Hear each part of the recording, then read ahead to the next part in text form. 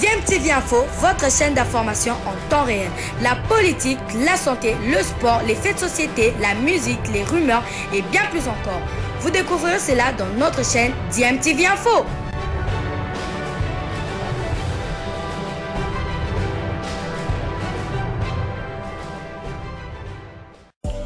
Vous êtes sur DMTV, bonjour ou bonsoir, tout dépend de l'heure à laquelle vous nous suivez. Tout plaisir est pour nous de vous retrouver, mais surtout de savoir que vous êtes nombreux en train de suivre votre chaîne YouTube DMTV. DMTV qui vous propose l'actualité, vous propose également des analyses et des réflexions sur des sujets d'actualité, sur des faits sociaux, tout simplement sur des réalités que nous observons ici chez nous en République démocratique du Congo.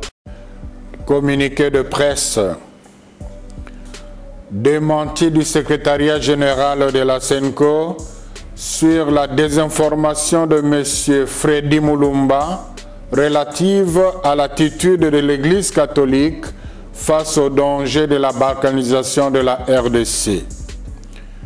Le secrétariat général de la SENCO a suivi avec indignation les propos du journaliste Freddy Mulumba, analyste politique et ancien DG de la RTNC, dans son interview à Africa Flash, ce jeudi 14 novembre 2024, publié dans YouTube, accusant l'Église catholique de jouer le jeu des étrangers qu'il appelle à d'autres occasions les impérialistes, en demeurant silencieuse face à la menace de la balkanisation de notre pays.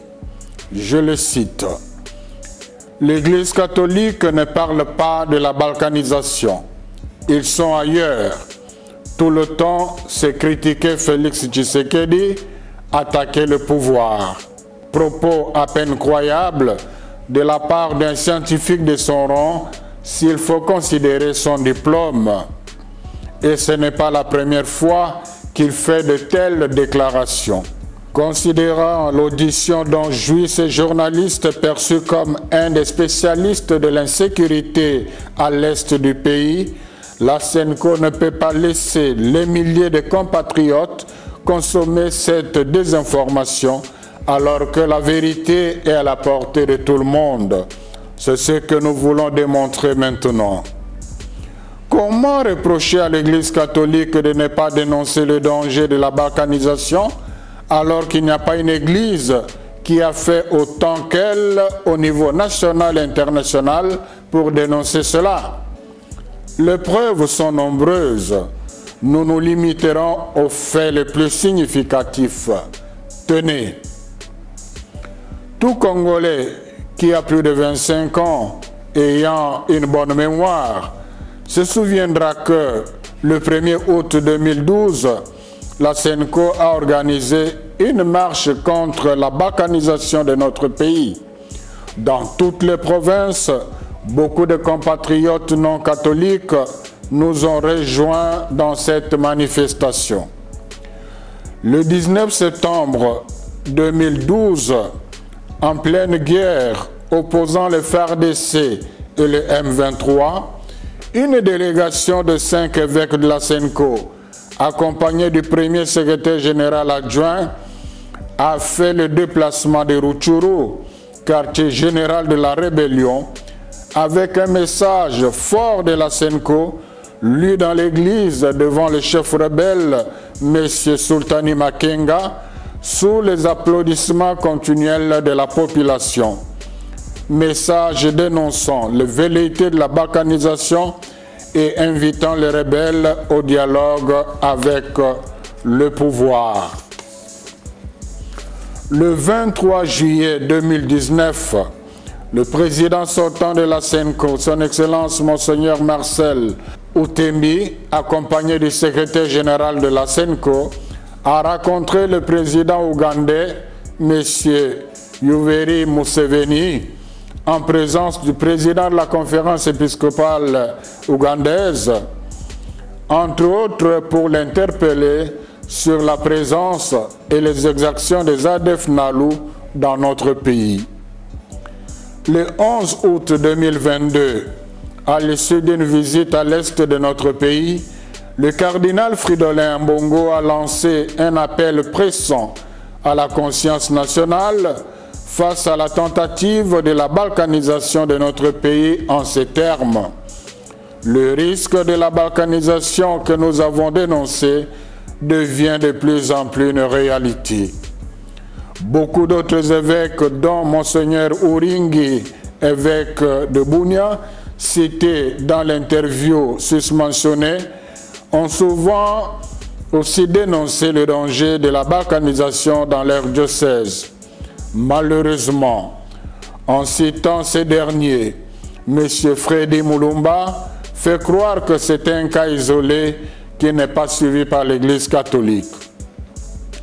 Le 9 novembre 2022, les évêques membres de la SENCO ont sorti un message pathétique intitulé « L'heure est grave, le pays est en danger », dans lequel ils dénonçaient entre autres l'indifférence de la communauté internationale par rapport aux velléités du Rwanda cités explicitement comme agresseurs, ce qui, selon les évêques, frise une complicité de cette communauté. Le 4 décembre 2022, la SENCO a organisé pour la deuxième fois au niveau national une marche pour dénoncer la guerre à l'Est et dire non à la balkanisation. On retrouve la même dénonciation dans plusieurs autres messages de la SENCO dont notre brave journaliste ne se souvient malheureusement pas. Dans plusieurs messages de la SENCO, les évêques ont conseillé au gouvernement l'organisation des concertations nationales dans l'unique but de renforcer la cohésion sociale et de créer une forte dynamique nationale au-delà des sensibilités politiques pour faire face ensemble aux défis sécuritaires, appel qui n'a jamais été entendu. Au niveau international, la SENCO a organisé plusieurs missions de plaidoyer, entre autres au niveau de l'Union européenne et des États-Unis, parfois avec le concours du gouvernement, parfois accompagné de l'ECC, pour dénoncer l'agression rwandaise et les dangers de la balkanisation. Le secrétariat général de la SENCO espère qu'avec ces informations vérifiables, M. Freddy Mulumba et tous ceux qui penseraient comme lui, s'ils sont de bonne foi, reconnaîtront qu'ils se sont trompés dans leur jugement.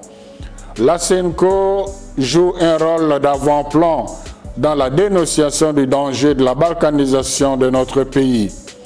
Aussi, ce n'est pas juste d'attribuer à la SENCO la vocation d'attaquer le pouvoir, oubliant tout ce que l'Église catholique fait pour améliorer les conditions de vie des Congolais et sa contribution à l'édification de la paix. L'Église catholique a toujours été et sera du côté du peuple.